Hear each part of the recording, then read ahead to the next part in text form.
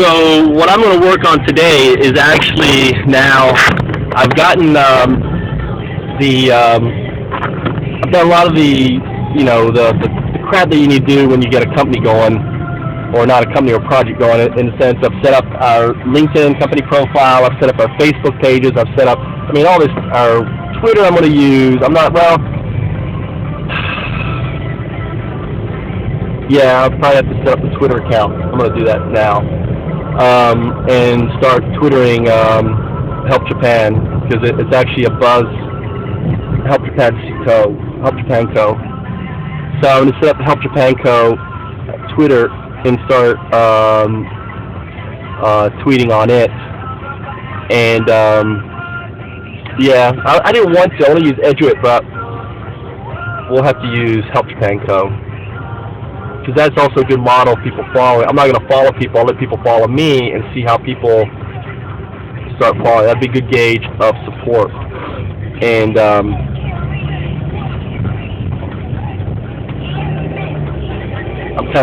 up in anyway. So next, all right. So what I'm going to do now is I'm going to get the web page up. So getting the web page up, I'm going to talk to Snigdha, I'm going to talk to Janice, they're both my web designer, and my CSS guy, because really there's no technology, no data. Well, right now we're going to have a database locked up behind it. I'll get a database guy, probably use Oliver to handle and set up the database. I'll link it in with his existing database that he's using for BuzzFeed, or not his database, but he's using a server, and get that all done. I'm going to need someone who can write and translate into Japanese the product. So now it's like I've done all. It took me. So I launched the idea Sunday. I tested, raised some capital Monday, Tuesday. Started working on some partnership. And what I call yesterday. I said that's yesterday. All that's done. So now what I'm going to be doing is actually now working on the web page, working on the back end, and getting that started. And then I'm going to finish doing the PowerPoint presentation. I'm going to actually get that up and actually put together something for that kind of outlines kind of the strategy. God, I hope I had a green light, but that guy wasn't moving. Yeah, sorry. So that's how fast taking an idea to a startup can happen. I mean, literally, what I'm going to do is basically do a series of videos. Literally Sunday was when I decided on, the earthquake was on 3/11. So,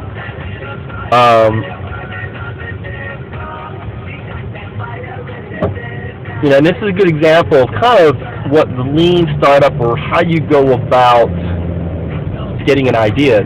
There's massive pain right now in Japan. You want to solve that pain, and you say, okay, I'm an entrepreneur. I know how to solve this pain. How do I get this going? All right. Who do I need? So you kind of like storyboard it up, set up a fund, kind of define kind of what you're going to be doing, and in my case, my target is a specific community, and then basically providing them what they need by interfacing with the leadership. So that's really the mission. That's the pain, solving the pain of a community by interfacing with the leadership, and focus on water, power, shelter. That's our corporate, and getting those three things to the needed, to the folks. We're not. And it's very clear that our customer is not the people in pain. All right, our customer are those that have the funds and the ability to help them, and we're really project managers, project developers. We're actually, think of us as the hammer, the tool to help with them, right? So if you think of nonprofits as the funding vehicles, and the government as the funding vehicles, we see ourselves as the hammer they use, or we interface with, to help those that are in pain to, to stabilize and get out of pain. So in essence, that is what we are when it comes to HelpJapan.co. And unlike nonprofits that are just tangible, they come and they go, in the sense that, if there's an earthquake in China, Red Cross is going to be in China, right? HelpJapan.co is always going to be there. So, as an entrepreneur, it's all about really being sensitive and recognizing pain, coming with a solution with an anticipated outcome. So if I was in 1 minute, HelpJapan.co, the pain is people have very specific needs right now in regards to basic human needs: food, power, and shelter. Okay. Our solution is to actually provide them those needs by leveraging partnering existing technologies and delivering them to the end user. Okay. By partnering with those community leadership and organizations that are already in place that can assist us in implementing our innovative solutions for them in a very super fast time frame. And the outcome is we want to stabilize communities, get them back to work, get them back to being productive in a much shorter time frame than is done in the traditional community, or what I call the infrastructure, the institutional model. That's it. When you're dealing with a found-up, you're not worried about how you're going to make money.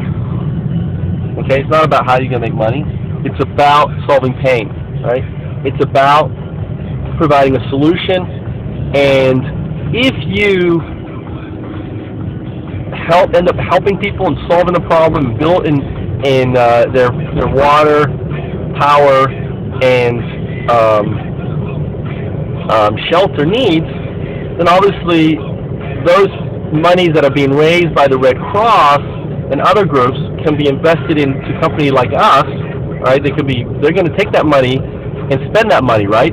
They're not, to rebuild infrastructure. Where we're a company specifically geared to assisting a community, and we're going to pilot one community.